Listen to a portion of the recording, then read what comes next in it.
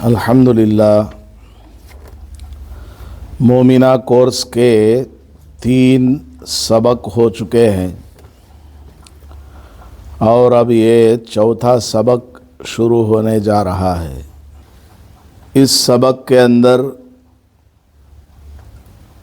اللہ تعالیٰ سے متعلق عقائد کو بیان کیا جا رہا ہے۔ شروع میں نے بتایا تھا کہ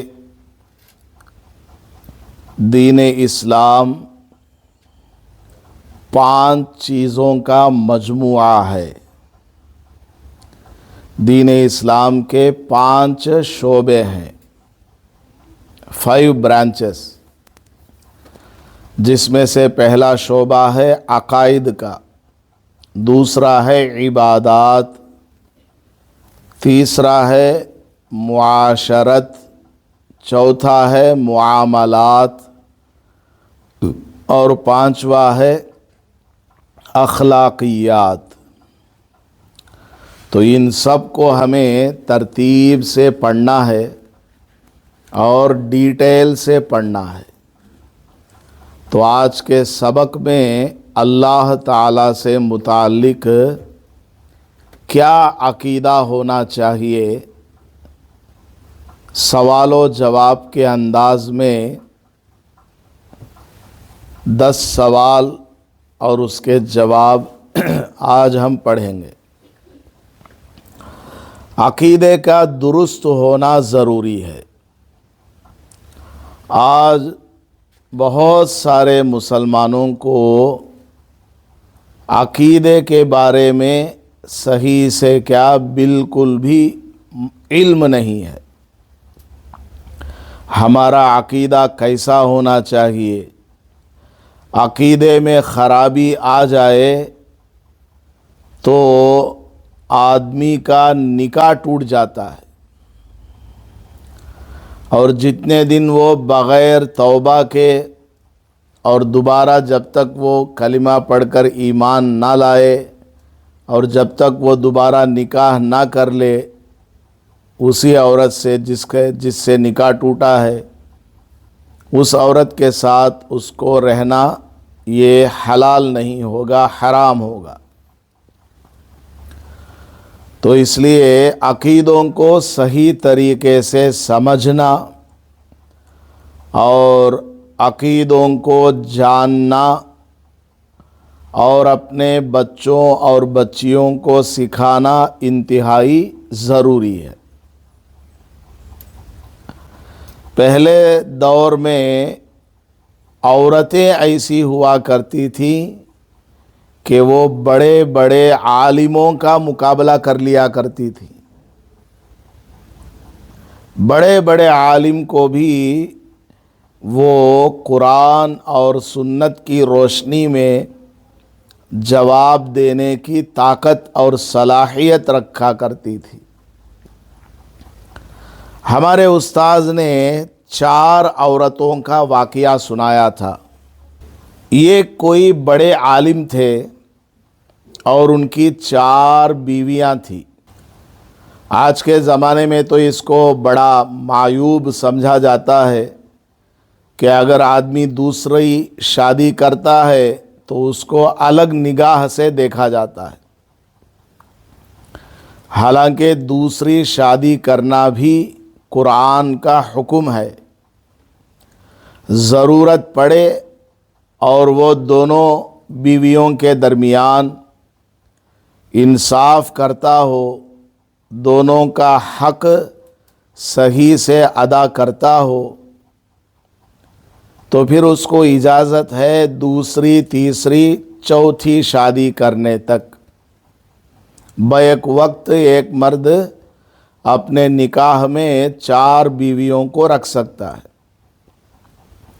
آپ خود دیکھیں، اپنے رشتہ داروں میں، اپنے محلوں میں بہت ساری بچیاں جن کی عمر 25 سال ہے یا اور تھوڑا بڑی عورتیں 30 سال ہے، شوہر مر گیا ایکسیڈنٹ میں یا شوہر نے بیوی کو طلاق دے دی یا شوہر بڑا بدتمیز تھا، بہت ظلم کرتا تھا بیٹی پر، اپنی بیوی پر، اب بیوی تنگ آ کر اس نے خلا لے لی، اب وہ جو لڑکی گھر آ گئی ہے، ماں کے گھر میں ہے، اس کے ساتھ کون نکاح کرے گا؟ کنوارا نوجوان لڑکا تو ملے گا نہیں، حالانکہ کنوارا بھی کرنا چاہیے لیکن کرتے نہیں لوگ، اور کوئی کرنا بھی چاہے تو ایسا رشتہ تلاش کیا جاتا ہے کہ وہ لڑکا بھی ایسا ہو کہ اس کی بیوی مر گئی ہو، یا اس کی بیوی کو اس نے طلاق دے دی ہو، یا اس کی بیوی نے اس سے خلا لے لی ہو۔ ایسے مرد کو تلاش کرتے ہیں، جو کہ بیوقوفی ہے، کیونکہ جب اس مرد نے اپنی بیوی کو طلاق دے دیا ہے تو یہ جو طلاق لے کر کے آئی ہے لڑکی، اس کا نکاح اگر اس سے کریں گے تو کیا وہ اس کو بھی طلاق نہیں دے گا؟ جس طرح اس نے اپنی پہلی بیوی کو ستایا تھا، مارا پیٹا تھا، اسی طرح وہ اس دوسری بیوی کو بھی مارے پیٹے گا، ستائے گا، پریشان کرے گا۔ اور بہت ساری لڑکیاں ایسی ہوتی ہیں کہ غربت کی وجہ سے، مال نہ ہونے کی وجہ سے ان کا نکاح نہیں ہوتا ہے۔ 25 سال عمر ہو گئی، 30 سال عمر ہو گئی، 35 سال عمر ہو گئی، اب کیا وہ لڑکیاں اسی طرح رہیں؟ یہ تو ظلم ہے اس کے اوپر ماں باپ کا۔ تو اسی لیے اسلام نے اجازت دی ہے دوسری شادی کی۔ کوئی بھی نیک آدمی مل جائے، چاہے اس کی پہلی بیوی زندہ ہو اور وہ اچھا آدمی ہو، پہلی بیوی کا حق ادا کرتا ہو، تو آپ کے یہاں جو بچی ہے بغیر شادی کے ہے، یا شوہر مر گیا بیوہ ہے، یا شوہر نے طلاق دے دی ہے، مطلقہ ہے وہ بچی، یا وہ بچی شوہر سے تنگ آ کر کے خلا لے کر آ گئی ہے، اس کا نکاح ایسے نیک مرد سے کر دینا چاہیے۔ بہرحال یہ بہت لمبی ٹاپک ہے، میں تو صرف یہ واقعہ سنانا چاہ رہا تھا، بیچ میں بات آ گئی تو میں نے بتا دیا۔ واقعہ کیا ہے؟ ہمارے استاذ نے ہمیں سنایا تھا، حضرت مولانا عبد الخالق صاحب ارریاوی رحمۃ اللہ علیہ، ان کا تو انتقال ہو گیا، بہار کے رہنے والے تھے، بڑے زبردست استاذ تھے، سبق میں ہمیں کبھی کبھی قصے، کہانیاں، واقعات بزرگان دین کے سنایا کرتے تھے تاکہ ہم کچھ اس سے سبق حاصل کریں، عبرت پکڑیں۔ تو ہمارے استاذ نے ہمیں واقعہ سنایا تھا، ایک بڑے عالم تھے، ان کی 4 بیویاں تھیں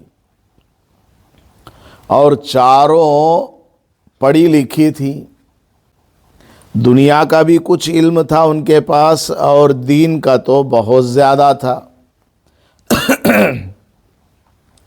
ایک مرتبہ اس عالم نے سوچا کہ میں اپنی 4 بیویوں کا امتحان لوں گا،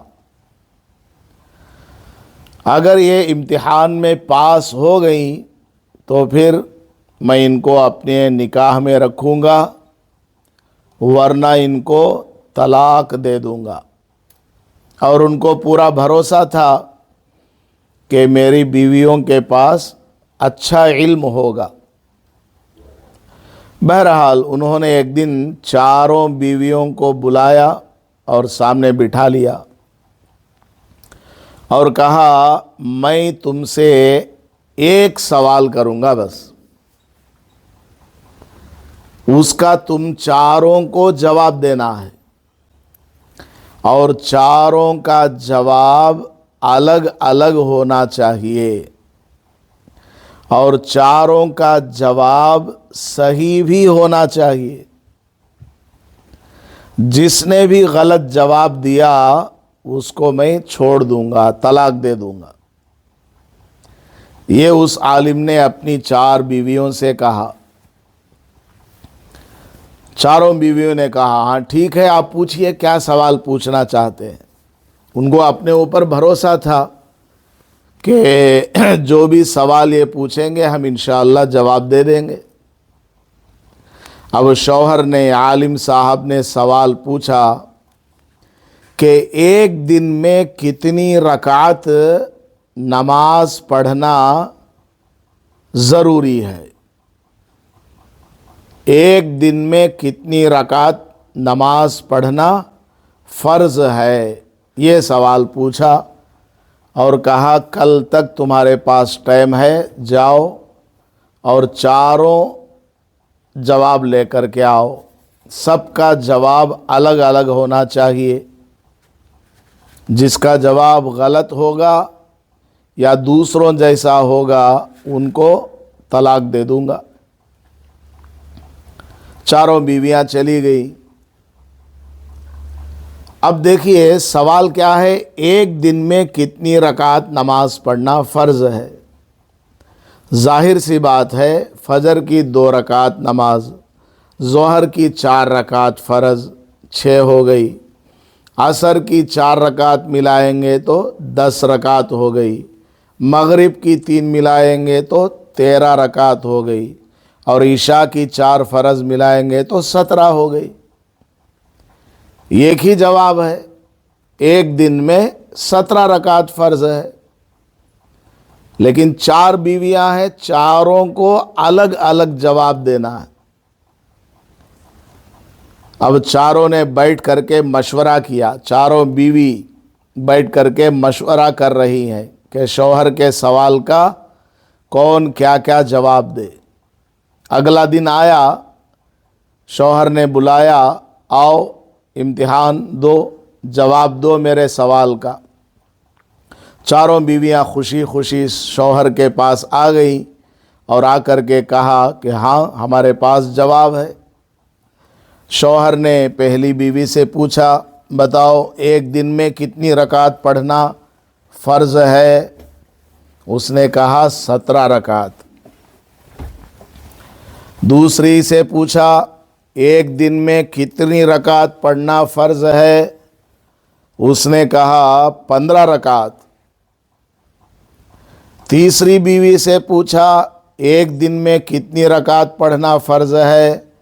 उसने कहा 11 रकात।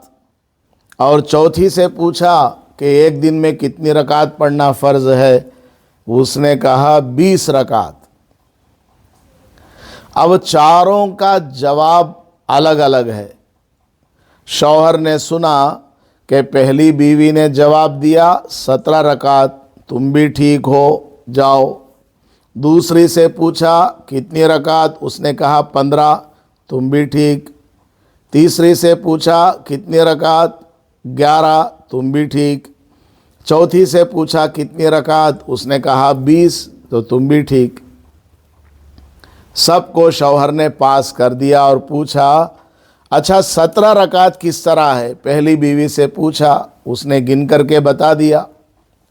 फजर की 2, ज़ोहर की 4, असर की 4, मगरिब की 3 और इशा के 4, टोटल मिलाकर 17 रकात है एक दिन में फ़र्ज़। उसने कहा बिल्कुल सही है, तुम पास हो गई, तुम मेरी बीवी हो, अल्लाह तुमको बरकत दे, बहुत अच्छा पढ़ती हो। दूसरी से पूछा, तुमने कहा 15 रकात, ये कैसे। इसने तो कहा था 17, तुमने कहा 15, ये कैसे। तो दूसरी बीवी ने कहा, देखिए जुमा के दिन मर्द हजरात मस्जिद में नमाज पढ़ने जाते हैं तो ज़ोहर में 4 रकात फ़र्ज़ नहीं है, 2 रकात फ़र्ज़ है बस। आपने तो कोई क़ैद नहीं लगाई कि औरत के ऊपर कितनी, मर्द के ऊपर कितनी। आपने तो एक दिन में कितनी रकात फ़र्ज़ है ये पूछा है ना। औरतें तो घर में जुमा के दिन 4 रकात ज़ोहर पढ़ेंगी, लेकिन मर्द जुमा के दिन मस्जिद में जुमा की नमाज़ पढ़ने जाता है تو ظہر میں 2 ہی رکعت پڑھنا فرض ہے، تو جمعہ والے دن ایک دن میں 15 رکعت نماز پڑھنا فرض ہے۔ شوہر نے کہا شاباش، بالکل صحیح جواب۔ تیسری بیوی سے پوچھا تم نے کیسے کہا کہ 11 رکعت پڑھنا فرض ہے، تم نے 6 رکعت کو کم کر دیا؟ تو تیسری بیوی نے کہا کہ دیکھیے، جب کوئی آدمی اپنے شہر سے 77 کلومیٹر یا اس سے زیادہ دور سفر میں چلا جائے تو وہ مسافر ہو جاتا ہے، اور مسافر کے لیے 4 رکعت والی فرض نماز کو 2 رکعت پڑھنا ہوتا ہے۔ تو ظہر میں 4 رکعت ہے تو 2 پڑھنا ضروری، عصر میں 4 رکعت ہے تو 2 ہی رکعت پڑھنا ہے، عشاء میں 4 رکعت ہے تو بھی 2 ہی رکعت پڑھنا ہے۔ تو ظہر میں 2، عصر میں 2 اور عشاء میں 2، ٹوٹل 6 رکعت کم ہو گئی سفر میں۔ لہٰذا 17 رکعت میں سے 6 رکعت نکال دیں گے تو 11 رکعت ہو جائیں گی۔ آپ نے تو یہ نہیں بتایا تھا کہ سفر والی نماز کا سوال ہے، آپ نے تو ایک نارمل کامن سا سوال پوچھا کہ ایک دن میں کتنی رکعت نماز پڑھنا فرض ہے۔ تو سفر میں جب جائیں تو 11 ہی رکعت پڑھنا فرض ہے۔ شوہر نے کہا شاباش، بالکل صحیح جواب۔ چوتھی بیوی سے پوچھا کہ تم نے 20 رکعت کہا ایک دن میں، وہ کیسے؟ تو چوتھی بیوی نے کہا اگر کسی آدمی کی ایک دن بھر کی نمازیں قضا ہو جائے، اگلے دن جب ان نمازوں کی وہ آدمی قضا کرے گا، فجر، ظہر، عصر، مغرب، عشاء، ان سب کی 17 رکعتوں کی قضا کرے گا، اور ساتھ میں وتر کی نماز کی بھی قضا کرے گا، 3 رکعت وتر کی قضا کرنا بھی اس کے اوپر فرض ہے، کمپلسری ہے۔ اس طرح ایک دن میں اس کے لیے 20 رکعتیں ہو جائیں گی۔ شوہر نے مسکرا کر کے سب کو انعام دیا اور خوش ہو گیا کہ میری 4 بیویاں اللہ کا شکر ہے بہت پڑھی لکھی ہیں۔ تو ہمارے استاذ نے یہ واقعہ ہمیں سنا کر کے بتلایا کہ پہلے زمانے کی عورتوں کے اندر بھی اتنا علم ہوتا تھا کہ کوئی آدمی سوچ بھی نہیں سکتا۔ آج اگر کوئی ماں اپنی بیٹی سے وضو کے فرائض پوچھ لے تو بیٹیاں وضو کے فرائض نہیں بتا سکتی، غسل کے فرائض نہیں بتا سکتی، ایک دن بھر میں کتنے فرض ہیں، کتنی سنت نماز ہے، کتنے وتر ہیں، ہماری بچیوں کو پتہ نہیں ہے، بچوں کو پتہ نہیں ہے۔ ذرا سوچئے کہ ہم کو کس قدر اپنے بچوں کی تعلیم و تربیت کرنی چاہیے۔ ہماری بچیاں نیل پالش لگا کر کے کالج جاتی ہیں، اسکول جاتی ہیں، اور ان کو پتہ بھی نہیں کہ نیل پالش اگر لگا ہے تو وضو نہیں ہوتا۔ بالوں میں کلر لگواتی ہے، بال کے اوپر کلر نیل پالش کی طرح اگر لگا ہے تو پھر اس میں غسل بھی نہیں ہوتا، سر کا مسح بھی نہیں ہوتا۔ تو میں یہ بتلا رہا تھا کہ دین کا علم سیکھنا بہت ضروری ہے۔ جو امپارٹنٹ چیزیں ہیں، جو ضروری باتیں ہیں، کم از کم ان کو تو جان لینا انتہائی ضروری ہے، ورنہ ہم قیامت میں اللہ کے سامنے منہ دکھانے کے بھی لائق نہیں رہیں گے۔ تو آپ عورتیں ماشاءاللہ یہاں تشریف لاتی ہیں، بارش ہو، دھوپ ہو، کچھ بھی ہو، آپ یہاں آتی ہیں۔ اللہ تعالیٰ آپ کو جزائے خیر عطا فرمائے، آپ خوب سیکھیں، اور گھر جا کر بھی اپنی بچیوں کو خاص کر کے، اور بچوں کو بھی، اور اپنے شوہر کو بھی اور جو بھی گھر میں بوڑھے ماں باپ ہیں یا ساس سسر ہیں، بھائی بہن وغیرہ ہیں، ان کو بھی یہ سب چیزیں پڑھ کر کے سنائیں۔ جتنا آپ نے سمجھا اتنا آپ ان کو ضرور بتانے کی کوشش کریں، انشاءاللہ بڑا فائدہ ہوگا۔ حضرت علی رضی اللہ تعالیٰ عنہ سے علم کے بارے میں سوالات پوچھے گئے، اس میں سے ایک سوال بتاتا ہوں بس۔ حضرت علی رضی اللہ تعالیٰ عنہ سے پوچھا گیا کہ مال افضل ہے یا علم افضل ہے؟ حضرت علی رضی اللہ عنہ نے بہت سارے جوابات دیے، میں آپ کو صرف ایک جواب دیتا ہوں۔ وہ کیا ہے؟ حضرت علی رضی اللہ تعالیٰ عنہ نے جواب میں فرمایا، علم افضل ہے، مال افضل نہیں ہے۔ پوچھا گیا کیسے حضرت؟ تو حضرت علی رضی اللہ عنہ نے فرمایا، مال کو خرچ کرو تو ختم ہو جائے گا، علم کو خرچ کرو تو بڑھ جائے گا۔ دیکھیں، میں ایک آدمی یہاں پر بیٹھ کر کے آپ کو علم سکھا رہا ہوں، آپ 100 120 عورتیں علم کی باتیں سن رہی ہیں۔ تو علم جتنا ہم سکھائیں گے دوسروں کو، وہ پھیلتا ہوا چلا جائے گا۔ وہی اگر میں آپ کو مال خرچ کروں، مال خرچ کرتے جائیں گے، ختم ہو جائے گا۔ علم یہ ختم ہونے والا نہیں ہے، جتنا بھی اس کو خرچ کریں گے اتنا زیادہ یہ پھیلتا چلا جائے گا۔ تو میں آپ سے درخواست کر رہا تھا کہ آپ اپنے گھروں میں جائیں تو یہاں آپ نے جتنا سیکھا ہے، جتنا سمجھا ہے، یا آپ کو پڑھنے آتا ہے، جو بھی یہاں سبق میں دیتا ہوں، آپ اس کو پڑھ کر کے سمجھائیں۔ ایک نہ ایک بات آپ کے شوہر کو پسند آ جائے گی، آپ کی بچی کو سمجھ میں آ جائے گی، آپ کے بچے کو سمجھ میں آ جائے گی، آپ کے ساس کو، سسر کو یہ بات سمجھ میں آ جائے گی، اور وہ عمل کرنے والے بنے تو آپ کو ڈبل ثواب ملے گا۔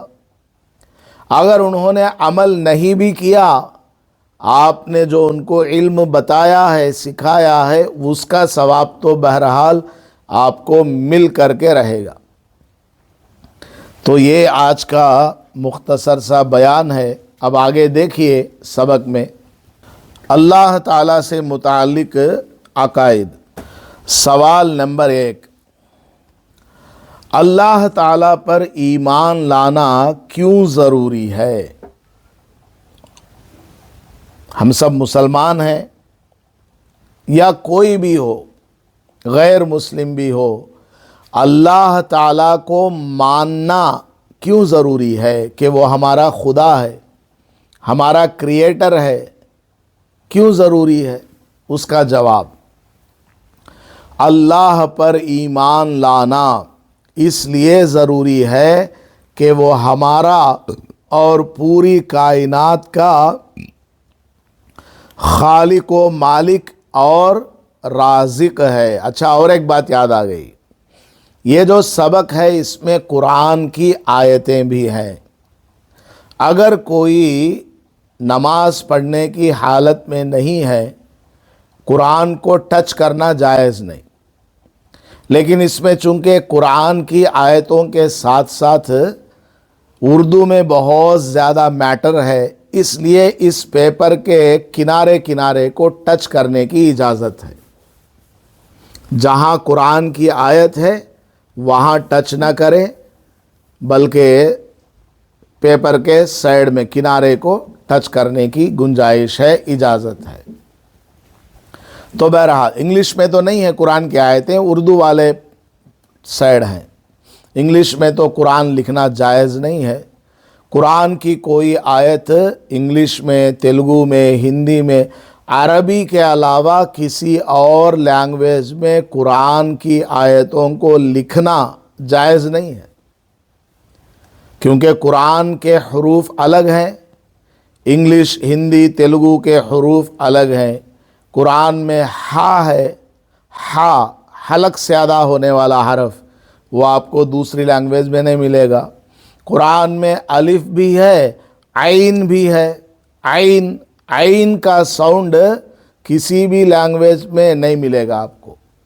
قرآن میں سا ہے، سا، الف با تا سا، اس ساؤنڈ کا لیٹر کسی بھی لینگویج میں نہیں ہے۔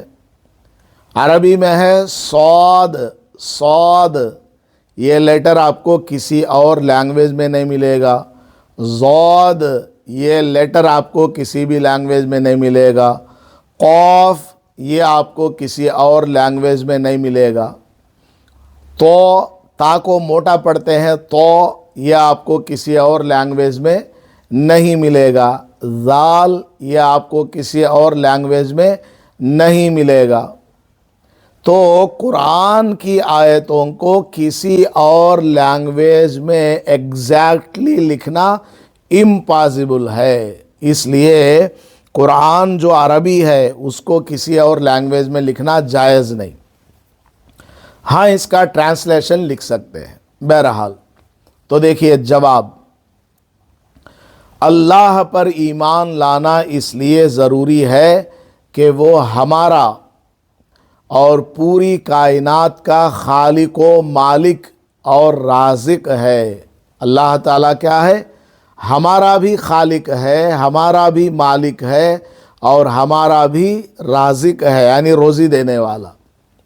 اور اللہ تعالیٰ پوری کائنات کا، زمین و آسمان، چاند سورج ستارے، جنگل و بیابان، سمندر، مچھلیاں، ہوا میں اڑنے والے، جنگل میں رہنے والے درندے، اور بلوں میں رہنے والے کیڑے مکوڑے، انسان، جنات، فرشتے، سب کو پیدا کرنے والا وہی ہے۔ وہ رب العالمین ہے، تمام جہانوں کا پالنے والا۔ یہ دنیا ایک جہان ہے، آسمان ایک جہان ہے، اور زمین ایک جہان ہے، اور آخرت کا ایک جہان ہے۔ تو اللہ تبارک و تعالیٰ تمام جہانوں کا، تمام عالموں کا پالنے والا ہے۔ اس پر ایمان لانا عقیدے کا بنیادی رکن ہے، یعنی اللہ پر ایمان لانا اسلام کا بنیادی مطلب فنڈامنٹل، اور رکن کا مطلب پلر، بنیاد ہے۔ گناد بولتے ہیں نا ہم لوگ، گناد، گھر کے لیے گناد کا ہونا ضروری ہے، بنیاد کا ہونا ضروری ہے۔ تو اللہ پر ایمان لانا اسلام کا بنیادی پلر ہے۔ جس طرح گھر کے لیے بنیاد کا ہونا ضروری ہے، اس طرح مسلمان ہونے کے لیے اللہ پر ایمان لانا ضروری ہے، کیونکہ اس نے ہمیں پیدا کیا ہے، اسی نے ہم کو دنیا میں بھیجا ہے، وہی کھلاتا ہے، وہی پلاتا ہے، وہی زندہ کرتا ہے، وہی مارتا ہے۔ قرآن میں ہے یا ایھا الذین آمنوا آمنوا باللہ ورسولہ، ترجمہ، اے ایمان والوں، اللہ اور اس کے رسول پر ایمان لاؤ۔ قرآن کا بھی آرڈر ہے۔ سوال نمبر 2، اللہ تعالیٰ کا وجود کس چیز سے ثابت ہے؟ یعنی اللہ تبارک و تعالیٰ موجود ہے، وہ پریزنٹ ہے، یہ کس دلیل سے ثابت ہے؟ کیا پروف ہے، کیا ایویڈنس ہے؟ جواب، کائنات کی ہر چیز اللہ کے وجود کی گواہی دیتی ہے۔ یعنی ساری دنیا کے اندر جو چیزیں ہیں نا، وہ ساری کی ساری چیزیں گواہی دیتی ہیں کہ ان کو بنانے والا کوئی ہے۔ آپ راستے سے چلتی جا رہی ہیں، راستے میں کہیں مینگنیاں پڑی ہیں، مینگنیاں، بکری کا پاخانہ پڑا ہے، تو اس مینگنی کو دیکھ کر آپ سمجھ جاتی ہے کہ یہاں سے کوئی بکری گزری ہے، یہاں سے کوئی बकरा गया होगा, क्योंकि मेंगनियां पड़ी हुई है। तो बकरी के मेंगनियों को देखकर आप समझ जाती हैं कि यहाँ बकरी गुजरी है।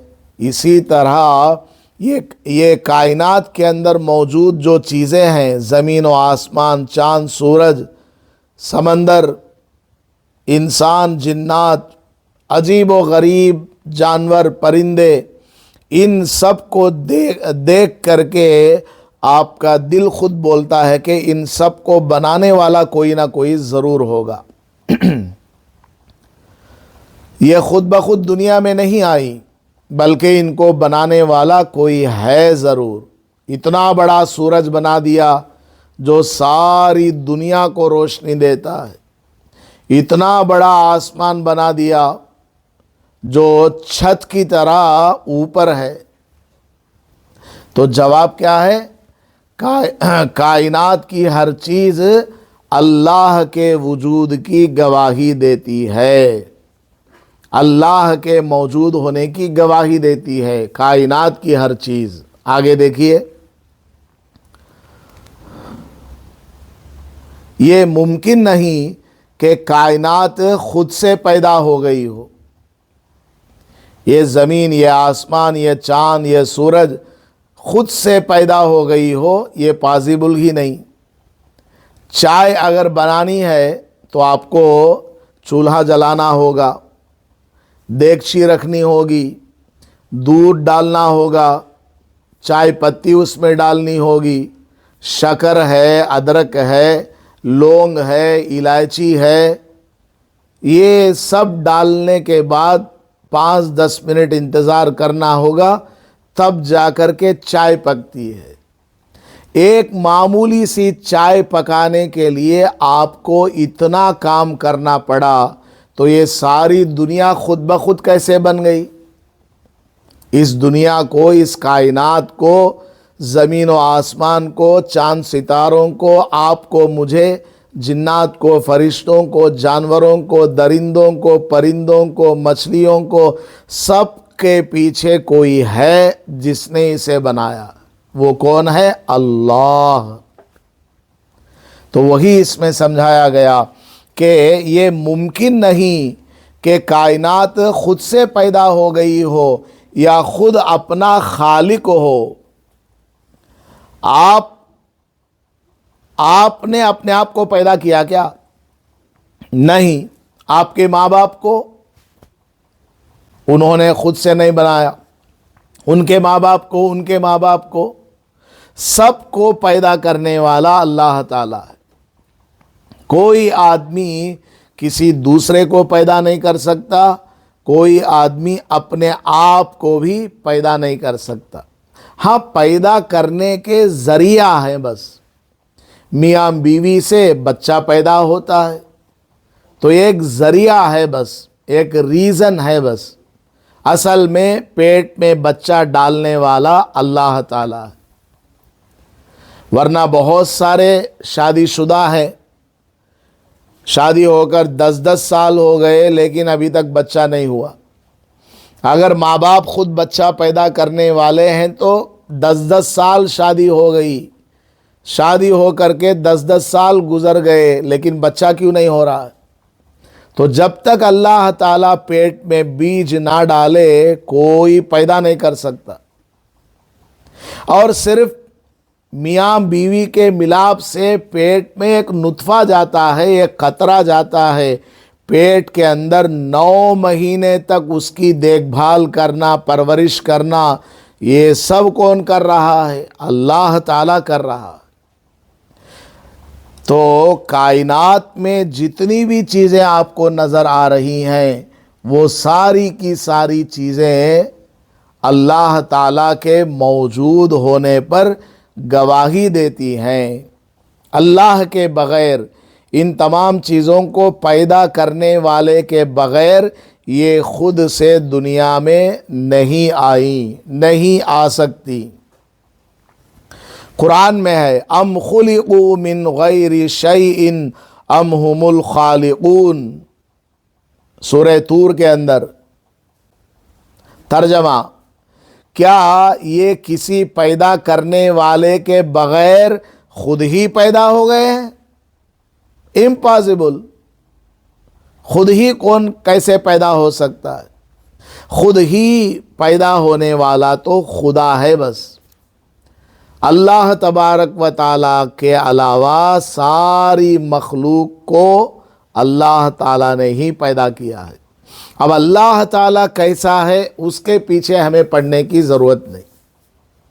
اللہ تعالیٰ جیسا بھی ہو، ہمارے رسول نے، تمام نبیوں نے علیہم الصلاۃ والسلام ہمیں یہ خبر دی ہے کہ ساری کائنات کو بنانے والا اللہ ہے، بس اس کو مان لینا ہے. اب آگے، یا یہ خود اپنے آپ کو پیدا کرنے والے ہیں؟ اللہ تعالیٰ سوال پوچھتا ہے، یہ خود ہی پیدا ہو گئے ہیں یا یہ خود اپنے آپ کو پیدا کرنے والے ہیں؟ دونوں باتیں غلط ہیں. کوئی آدمی خود سے پیدا نہیں ہوا اور کوئی آدمی خود اپنے آپ کو پیدا نہیں کر سکتا، دوسرے کو بھی پیدا نہیں کر سکتا. سب کو پیدا کرنے والا تو اللہ تعالیٰ ہے. سوال نمبر 3، اللہ تعالیٰ ایک ہے یا ایک سے زیادہ؟ خاص کر کے اپنے بچے اور بچیوں کو یہ سب سکھانا، کیونکہ ہمارے بچے اور بچیاں اسکول میں جاتے ہیں اور وہاں جو بتایا جاتا ہے اس کو سچ سمجھ لیتے ہیں. وہ غیروں کے خدا کو بھی خدا سمجھ لیتے ہیں، پتھروں کو، مورتیوں کو، بتوں کو، سورج کو، چاند کو، آگ کو خدا سمجھ بیٹھتے ہیں. تو یہ سوال تیسرا نمبر کیا ہے؟ اللہ تعالیٰ ایک ہے یا ایک سے زیادہ؟ جواب، اللہ تعالیٰ ایک ہی ہے. ساری کائنات کو بنانے والا، ساری کائنات کو چلانے والا، اور قیامت کے دن ساری کائنات کو ختم کرنے والا بس ایک اللہ تعالیٰ ہے. باقی سب دنیا کے اندر لوگوں کے بنائے ہوئے ہیں کہ فلاں ہمارا خدا ہے، فلاں ہمارا خدا ہے. یہ سب لوگوں کے بنائے ہوئے ہیں. اللہ تعالیٰ تو بس ایک ہے اور وہی عبادت کے لائق ہے. قرآن میں ہے، وَإِلَٰهُكُمْ إِلَٰهٌ وَاحِدٌ لَا إِلَٰهَ إِلَّا هُوَ. ترجمہ، تمہارا معبود صرف ایک ہی معبود ہے. معبود یعنی جس کی ہم عبادت کرتے ہیں، اللہ تعالیٰ، اس کے سوا کوئی معبود نہیں. سوال نمبر 4، اللہ تعالیٰ کا سب سے بڑا حق کیا ہے؟ ہمارے اوپر اللہ تعالیٰ کا سب سے بڑا حق کیا ہے؟ جواب، اللہ تعالیٰ کا سب سے بڑا حق یہ ہے کہ اس کی عبادت کی جائے. اللہ تعالیٰ کا سب سے بڑا حق کیا ہے؟ ہم اس کی عبادت کریں، اس کو خدا مانیں، نماز پڑھیں، روزہ رکھیں، حج کریں، زکوٰۃ دیں. اللہ تعالیٰ نے جو جو آرڈرز دیے ہیں ان کو فالو کریں اور اس کا کوئی شریک نہ بنایا جائے. اللہ تعالیٰ کا سب سے بڑا حق کیا ہے؟ اس کی عبادت کی جائے اور اس کا کوئی شریک نہ بنایا جائے. بہت ساری عورتیں کیا کرتی ہیں؟ درگاہوں میں جاتی ہیں، مانت مانتی ہیں، اے خواجہ، اے فلاں، اے مستان صاحب، اے فلان صاحب، اے فلاں پیر صاحب، آپ ہمیں اولاد دے دو. حالانکہ اولاد دینے والا اللہ تعالیٰ ہے. ہمارے بچے کو نوکری دے دو، نوکری دلوانے والا اللہ تعالیٰ ہے. ہمارا ہر کام کرنے والا اللہ تعالیٰ ہے. لیکن لوگ جا کر ادھر ادھر اپنا ماتھا ٹیکتے ہیں. پٹے میں جا کر، سانپ کے پٹے میں دودھ ڈال کر آتی ہیں عورتیں، اگربتی جلا کر کے آتی ہیں، بوندی رکھ کر کے آتی ہیں، چادر چڑھا کر کے آتی ہیں، ناریل پھوڑ کر کے لاتی ہیں، وہ پتہ نہیں کون سی جگہ ہے سمندر کے پاس جا کر روٹیاں، رے یہ پڑے کی روٹی رے کھا لے، وہ روٹی کھا لے تو اسے پڑے آ جاتی، یہ شادی کی روٹی، یہ سب کیا لوگوں نے بنایا ہوا ہے مذاق۔ سب کچھ کرنے والا اللہ تعالیٰ ہے۔ اللہ نے قرآن میں فرمایا یا ایھا الذین آمنوا استعینوا بالصبر والصلاۃ، اے ایمان والوں اللہ کی مدد کو حاصل کرو صبر کے ذریعے اور نماز کے ذریعے۔ نماز پڑھ کر اللہ تعالیٰ سے مدد حاصل کرو۔ عورتیں نماز پڑھتی ہیں کیا؟ نہیں پڑھتی۔ جمعرات کو، جمعے کو درگاہوں میں، قبروں میں، ادھر ادھر جا کر کے منت مان کر آتی ہے، اور منت مان کر وہاں جو کام کرنا ہے وہ کام کر کے آتی ہے۔ بوندی رکھنا، ناریل رکھنا، کپڑا ڈالنا، ہنڈی میں پیسے ڈالنا، اور بچے کے بال وغیرہ کٹانا، یہ سب شرک ہے۔ ایسے کام کرنے سے بعض مرتبہ بلکہ اکثر مرتبہ ایسا ہو جاتا ہے کہ اس عورت کا ایمان ختم ہو جاتا ہے اور اس کا نکاح اس کے شوہر سے ٹوٹ جاتا ہے۔ جب نکاح ٹوٹ گیا، اب اس بیوی کو اپنے شوہر کے ساتھ رہنے کی اجازت نہیں۔ وہ عورت یا وہ مرد جس نے بھی ایسا شرک والا کام کیا، توبہ استغفار کرے اور دوبارہ کلمہ پڑھ کر صحیح عقیدے والا مسلمان بنے، پھر دوبارہ گھر میں ہی دو گواہوں کے سامنے نکاح کروا لے۔ اب کتنے گھرانے ایسے ہیں جس کے اندر یہ سارے شرک والے کام ہو رہے ہیں۔ اللہ تعالی ہماری حفاظت فرمائے۔ تو جواب کیا ہے سوال نمبر 4 کا؟ اللہ تعالیٰ کا سب سے بڑا حق یہ ہے کہ اس کی عبادت کی جائے اور اس کا کوئی شریک نہ بنایا جائے۔ قرآن میں ہے وَمَا خَلَقْتُ الْجِنَّ وَالْإِنسَ إِلَّا لِيَعْبُدُونَ۔ ترجمہ، اور میں نے جنات اور انسان کو صرف اپنی عبادت کے لیے پیدا کیا ہے۔ دنیا میں ہمیں بھیجنے کا مقصد اللہ تعالیٰ نے بیان فرمایا۔ دنیا میں ہمارے آنے کا مقصد کیا ہے؟ خالص اللہ کی عبادت۔ اصل جو مقصد ہے ہمارے دنیا میں آنے کا، شادی بیاہ، بیوی بچے، کھانا پینا، مکان دکان، یہ نہیں ہے۔ یہ تو سیکنڈری درجے کی چیزیں ہیں۔ پرائمری درجے کی چیز کیا ہے؟ اللہ کی بندگی کرنا، اللہ کی عبادت کرنا۔ سوال نمبر 5، اللہ تعالیٰ کہاں ہے؟ جواب، اللہ تعالیٰ ہر جگہ موجود ہے، لیکن بلا جسم و بلا مکان۔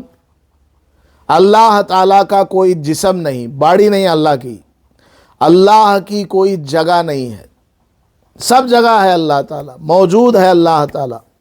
اصل میں تو یہ بولنا چاہیے اللہ تعالیٰ موجود ہے بس، لیکن چونکہ دنیا ایک جگہ ہے، آسمان ایک جگہ ہے، زمین ایک جگہ ہے، عرش ایک جگہ ہے، سب جگہ اللہ تعالیٰ ہے۔ قرآن میں ہے کیا؟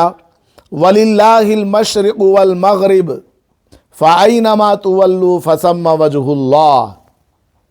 ترجمہ، اور مشرق و مغرب یعنی ایسٹ اینڈ ویسٹ، پورب پچھم، سب اللہ ہی کی ہیں، لہٰذا جس طرف بھی رخ کرو گے وہی اللہ کا رخ ہے، یعنی جدھر بھی آپ منہ کرو گے اس طرف اللہ تعالیٰ ہے۔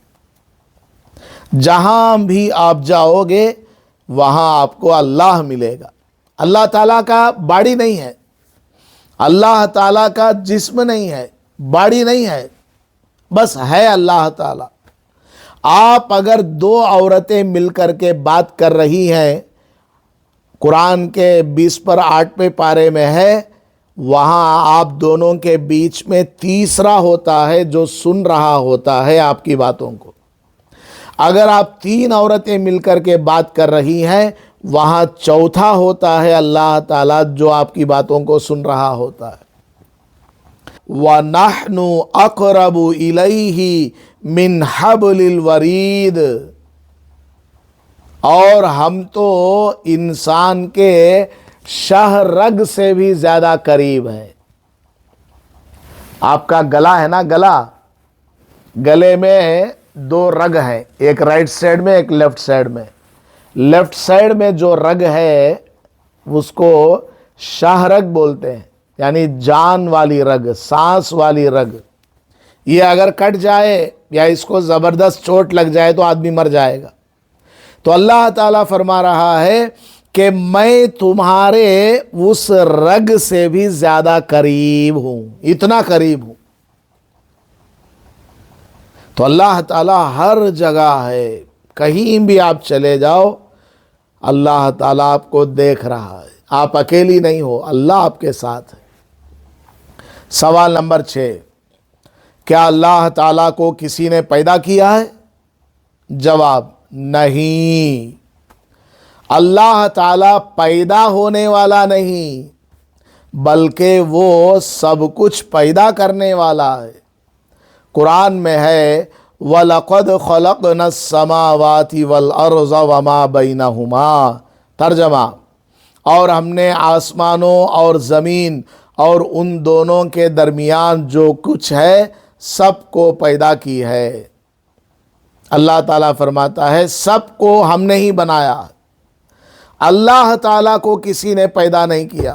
سورہ اخلاص کے اندر ہے قُلْ هُوَ اللَّهُ أَحَدٌ، اے محمد صلی اللہ علیہ وسلم آپ فرما دیجئے اللہ تعالیٰ یکتا ہے، سنگل ہے، اکیلا ہے۔ اللہ الصمد، اللہ تعالیٰ بے نیاز ہے، کسی کی اس کو ضرورت نہیں۔ لم یلد، اللہ نے کسی کو جنم نہیں دیا۔ ولم یولد، اللہ تعالیٰ کسی سے جنم نہیں لیا ہے۔ ولم یکن لہ کفوا احد، اللہ تعالیٰ کا ہمسر، اللہ تعالیٰ کے پیرلل، اللہ تعالیٰ کے برابر اس پوری کائنات میں کوئی ہے ہی نہیں۔ تو اللہ تبارک و تعالیٰ کون ہے؟ سب کو پیدا کرنے والا ہے، اللہ کو کسی نے پیدا نہیں کیا۔ سوال نمبر 7، کیا پوری کائنات کا نظام اکیلے اللہ تعالیٰ ہی چلاتا ہے یا اس کے ساتھ کوئی شریک بھی ہے؟ یہ جو پوری دنیا کا سسٹم، روزانہ سورج اپنے وقت پر آتا ہے، چاند اپنے وقت پر آتا ہے، بادل وقت پر بارش برساتے ہیں، یہ جو ساری دنیا کا سسٹم چل رہا ہے، ہمارے ہاتھ پیر کام کر رہے ہیں، میری زبان کام کر رہی ہے، میں بول رہا ہوں اور آپ سن رہی ہیں، یہ ساری دنیا کا سسٹم چلانے والا کون ہے؟ ایک اللہ تعالیٰ ہے۔ اگر کوئی شریک ہوتا تو زمین و آسمان میں فساد برپا ہوتا، یعنی اس دنیا کے سسٹم کو، دنیا کے نظام کو چلانے میں اللہ تعالیٰ کا کوئی شریک ہوتا، کوئی پارٹنر ہوتا تو پھر دنیا کے اندر فساد ہو جاتا۔ جیسے ایک کنٹری کے 2 پرائم منسٹر نہیں ہوتے، 2 بادشاہ نہیں ہوتے، ایک ہی ہوتا ہے۔ اگر 2 ہوں گے تو پھر ایک کوئی فیصلہ سنائے گا، دوسرا کوئی فیصلہ کرے گا۔ اسی کو قرآن میں اللہ نے فرمایا لَوْ كَانَ فِيهِمَا آلِهَةٌ إِلَّا اللَّهُ لَفَسَدَتَا، ترجمہ، اگر ان دونوں یعنی زمین و آسمان میں اللہ کے سوا کوئی معبود ہوتا تو وہ دونوں تباہ ہو جاتے۔ دنیا کا نظام نہیں چل سکتا. ایک شہر میں ایک ایم ایل اے, ایک ایریا میں ایک ایم ایل اے. اگر ایک ہی ایریا میں ایک ہی کرسی پر دو ہوں گے اور دونوں برابر کے ہوں گے تو پھر دنیا کے اندر فساد ہو جائے گا. تو ساری کائنات کو چلانے والا, پیدا کرنے والا بس ایک اللہ تعالیٰ. سوال نمبر 8. یہ سب عقیدے ہیں, آپ کو سمجھنا ہے, سیکھنا ہے, اپنے بچوں اور بچیوں کو سکھانا ہے. کیا اللہ تعالیٰ ہمیشہ سے ہے؟ جواب جی ہاں, اللہ تعالیٰ ہمیشہ سے ہے. قرآن میں ہے هو الاول والآخر. ترجمہ وہی اول اور وہی آخر ہے. اللہ تعالیٰ ہی ہمیشہ سے ہے اور ہمیشہ رہنے والا ہے. اللہ تعالیٰ کا کوئی سٹارٹنگ پوائنٹ نہیں. جتنا پیچھے آپ جائیں, 1000 سال, 10,000 سال, لاکھ سال, کروڑ سال, 10 کروڑ, ملین, بلین, ٹریلین, کوارڈرالین, پینٹالین, ہیکسالین, جتنا بھی آپ پیچھے چلی جاؤ اس سے بھی پیچھے اللہ تعالیٰ ہے. کب سے ہے نہیں معلوم, کب کا سوال ہی پیدا نہیں ہوتا. اللہ تعالیٰ بس ہمیشہ سے ہے, اس کی ابتدا بھی نہیں اور ہمیشہ اللہ تعالیٰ رہے گا. ساری دنیا, زمین و آسمان, چاند, سورج, یہ سب ختم ہو جائیں گے لیکن اللہ تعالیٰ ہمیشہ رہے گا. کب تک رہے گا یہ سوال ہی پیدا نہیں ہوتا, انفینائٹ ہے. سوال نمبر 9. کیا اللہ تعالیٰ کو نیند, اونگھ یا موت آ سکتی ہے؟ جیسے میں اور آپ سو جاتے ہیں. میں تو بعض مرتبہ بیان کرتے کرتے سو جاتا ہوں. تو ہم اور آپ سو جاتے ہیں, اونگ جاتے ہیں, موت ہمیں آ جاتی ہے. کیا اللہ کو بھی ایسا ہوتا؟ جواب جی نہیں. اللہ تعالی ہمیشہ زندہ ہے اور رہے گا. اسے کبھی موت, نیند یا اونگ نہیں آ سکتی. قرآن میں ہے اللہ لا الہ الا هو الحی القیوم لا تأخذہ سنۃ ولا نوم. آیت الکرسی. ترجمہ اللہ وہ ہے جس کے سوا کوئی معبود نہیں, جو سدا زندہ ہے. سدا مطلب ہمیشہ. ایک بچی کا نام رکھے جا سدا, سدا فاطمہ, جو پوری کائنات کو سنبھالے ہوئے ہے. نہ کبھی اسے اونگ آتی ہے اور نہ نیند. اونگ آنا, نیند آنا, موت آنا, بوڑھے ہو جانا, کمر جھک جانا, دانتاں جھڑ جانا, بالاں اجلے ہو جانا, یہ سب مخلوق کی صفت ہے. اللہ تعالی ہمیشہ سے ہے, ہمیشہ رہے گا. اللہ تبارک و تعالیٰ کی کوئی صفت, کوئی خوبی, کبھی اس کے اندر کمی آنے والی نہیں ہے. اللہ تعالیٰ پہلے جیسا تھا آج بھی ویسے ہی ہے. آپ پہلے جوان تھی, آج بڈھی ہو گئی. آج گڑگیا میں درداں ہیں, بالاں سفید ہو گئے اور کل اور زیادہ بڑھاپے کی طرف چلی جائیں گی. پرسوں کو موزن صاحب کی گاڑی میں سوار ہو جائیں گے قبرستان جانے کے لیے. سب کا یہی حال ہے. تو دنیا جو ہے ختم ہونے والی ہے, اللہ تعالیٰ کبھی ختم نہیں ہونے والا. اللہ تعالیٰ ہمیشہ رہنے والا. یہ سب بچوں کو سکھانا. سوال نمبر 10. اوتار کسے کہتے ہیں؟ یہ غیر مسلموں کے اندر ہے نا اوتار. اور کیا اللہ تعالیٰ کا کوئی اوتار ہو سکتا ہے؟ جواب اوتار مشرکوں کا عقیدہ ہے, غیر مسلموں کا عقیدہ ہے. اوتار ان کا کہنا یہ ہے کہ اوتار خدا کا روپ ہوتا ہے. وہ لوگ بولتے ہیں نا ان کا خدا انسان کی شکل میں آ گیا. تیلگو میں بھی بولتے ہیں پا دیو مادری کو چشنا وگر کو بولتے ہیں, نہیں بولتے ہیں؟ بالکل حرام ہے, ناجائز ہے ایسا جملہ بولنا. ہماری مسلمان عورتیں بھی یہ بولتی ہیں, خاص کر یہ انگڑلو کربل کوٹا والی عورتیں. کون تو انگڑلو والے کربل کوٹا والے ہے تو ناراض ہو ان کو. وہ اکثر تیلگو بولتی ہے نا, تیلگو میں اس طرح بول دیتی ہے, مانا ہی نہیں دیون مادری کو چیسنا وے انہیں دیوڑ گتے لا حول ولا قوت الا باللہ. اللہ تعالیٰ کسی کے روپ میں نہیں آتا. تو دیکھیے جواب, اوتار مشرکوں کا عقیدہ ہے. ان کا کہنا یہ ہے کہ اوتار خدا کا روپ ہوتا ہے جو انسان یا حیوان کی شکل میں زمین میں اترتا ہے. ان کا یہ خیال ہے غیر مسلمان کا, تلنگان کا, کہ فلاں انسان میں خدا آ جاتا ہے, فلاں حیوان میں خدا کا روپ آتا ہے تاکہ برائی کا خاتمہ کرے اور اچھائی کو پھیلائے. یہ ان لوگوں کا عقیدہ ہے, غیروں کا. ظاہر ہے یہ کھلا ہوا شرک اور کفر ہے, کیونکہ خدا کا کوئی روپ نہیں ہے, اللہ تعالیٰ کا جسم ہی نہیں ہے, تو وہ کسی شکل میں کسی شیپ میں کیسے آ سکتا ہے؟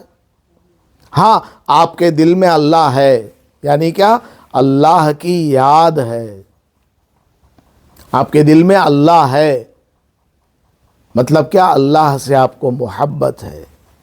آپ کے دل میں, آپ کے سینے کے آئینے میں اللہ کی یاد ہے, اللہ کا ذکر ہے. اللہ آپ کے اندر نہیں ہے. یہ غیروں کا تصور اور خیال ہے کہ خدا کسی کے روپ میں آ سکتا ہے. اب آگے دیکھیے, خدا تو سیکنڈ لائن میں جواب کے سیکنڈ لائن میں آگے, خدا تو جسم و مکان سے پاک ہے. خدا کا جسم بھی نہیں, مکان یعنی جگہ بھی نہیں ہے. اچھائی کو عام کرنے اور برائی کے خاتمے کے لیے اللہ تعالیٰ انسانوں میں سے کسی کو رسول بنا کر بھیجتا ہے. یہ جو غیر مسلم بولتے ہیں نا کہ خدا جو ہے انسان کی روپ میں آ کر دنیا میں اچھائیوں کو پھیلاتا ہے, برائیوں کو ختم کرتا ہے, یہ بالکل غلط ہے. اللہ تعالیٰ کیا کرتا ہے؟ دنیا میں اچھائی کو پھیلانے کے لیے نبیوں کو بھیجتا ہے, برائیوں کو ختم کرنے کے لیے نبیوں کو بھیجتا ہے. تو 1,25,000 کم و بیش اس دنیا میں نبی اور رسول آئے اور انہوں نے اچھائیاں پھیلائیں, برائیوں کو ختم کیا. اب آخری نبی آ گئے حضرت محمد الرسول اللہ صلی اللہ علیہ وسلم. اب ان کے چلے جانے کے بعد اللہ تعالیٰ نے پوری امت کو کیا بنایا؟ تمام مسلمانوں کو اور خاص کر صحابہ کو, تابعین کو, ائمہ مجتہدین کو, علماء کو پیغمبر کا وارث بنا دیا کہ تم دنیا کے اندر اچھائی پھیلاؤ, برائی کو ختم کرو. تو میں آپ کے سامنے اچھی باتیں بتا رہا ہوں اور برائی کو بھی بتا رہا ہوں کہ اچھے کام کرو, برائیوں سے بچو. تو دنیا میں اچھائی کو عام کرنے, پھیلانے اور برائیوں کو ختم کرنے کے لیے اللہ تعالیٰ رسول بنا کر بھیجتا ہے. خود کوئی صورت یا شکل اختیار نہیں کرتا. اللہ تعالیٰ خود جو ہے کسی کے اندر نہیں آتا جیسے غیروں کا تصور ہے, خیال ہے. قرآن میں ہے الذی لہ ملک السماوات والارض ولم یتخذ ولدا ولم یکن لہ شریک فی الملک وخلق کل شیء فقدرہ تقدیرا. ترجمہ, وہ ذات یعنی اللہ تعالیٰ جو آسمان و زمین کی بادشاہت کی تنہا مالک ہے. اللہ تعالیٰ کیا ہے؟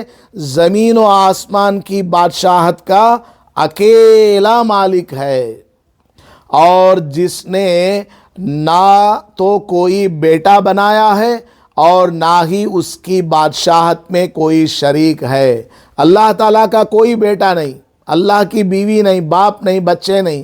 اللہ تعالیٰ انسان تھوڑے ہی ہے، اللہ تو خدا ہے۔ اور اللہ تعالیٰ کی بادشاہت میں کوئی پارٹنر بھی نہیں۔ اور جس نے ہر چیز کو پیدا کر کے اس کو ایک نپا تلا، اس کو ایک نپا تلا انداز عطا کیا ہے، یعنی اللہ تعالیٰ نے ہر چیز کو پیدا کر کے اس کو کیا ضروری ہے وہ عطا کر دیا۔ جیسے انسان، اس کو دیکھنے کے لیے آنکھ چاہیے، پکڑنے کے لیے ہاتھ چاہیے، کھانے کے لیے دانت زبان چاہیے، بولنے کے لیے زبان چاہیے، سننے کے لیے کان چاہیے۔ تو جس کو کیا کیا ضروری ہے وہ سب اللہ تعالیٰ نے ایک نپے تلے انداز میں ایگزیکٹ اللہ تعالیٰ نے پیدا کر دیا۔ تو اللہ تعالیٰ کا کوئی اوتار اس دنیا میں نہیں ہے، اللہ تعالیٰ کا کوئی روپ، کوئی شکل، کوئی صورت اس دنیا میں نہیں ہے، اسی لیے اللہ تعالیٰ کا فوٹو بھی نہیں ہے۔ اللہ تبارک و تعالیٰ فوٹو اس وقت ہوتا جب کہ اللہ کی کوئی شکل صورت ہوتی۔ اللہ تعالیٰ تو بے شکل ہے، بے مثل ہے، اللہ جیسا کوئی ہے ہی نہیں، کوئی اس کی شکل بنا ہی نہیں سکتا۔ وہ تو جب ہم مر جائیں گے، جنت میں جائیں گے، وہاں ہم کو اللہ تعالیٰ اپنا دیدار کرائے گا۔ اللہ کو دیکھتے دیکھتے، اللہ کو دیکھتے دیکھتے 70 برس گزر جائیں گے، ہمارا پیٹ نہیں بھرتا، اتنا خوبصورت ہوگا اللہ تعالیٰ۔ تو الحمدللہ آج کے سبق میں آپ کو بہت ساری امپارٹنٹ باتیں آئی ہیں، آپ کو یہ ساری باتیں سمجھ میں آ گئی ہوں گی۔ اللہ تعالیٰ سب کو عمل کی توفیق عطا فرمائے۔ یہ ساری باتیں آپ خود بھی پڑھیں، دوسروں کو بھی پڑھ کر کے سنائیں، انشاءاللہ بڑا فائدہ ہوگا۔ ایسے ہی پیپر لے جا کر ہر ہفتہ آپ کے لیے ایک پیپر پرنٹ کر کے دیا جاتا ہے، اس کی وجہ بس یہی ہے کہ آپ اس کو گھر میں بھی پڑھا کریں۔ لے جا کر کے پیپر سائیڈ میں رکھ دیا تو پھر کوئی فائدہ تو نہیں ہوگا۔ گھر میں جائیں، روزانہ ایک ہفتہ آپ کے پاس رہتا ہے، ہر چہارشنبے کو اجتماع ہے، تو ایک ہفتہ آپ کے پاس رہتا ہے، ڈیلی 3 4 لائن آپ پڑھ کر کے گھر میں سمجھائیں گی، انشاءاللہ بڑا فائدہ ہوگا۔ اللہ تعالیٰ عمل کی توفیق عطا فرمائے۔ آمین وآخر دعوانا الحمدللہ رب العالمین۔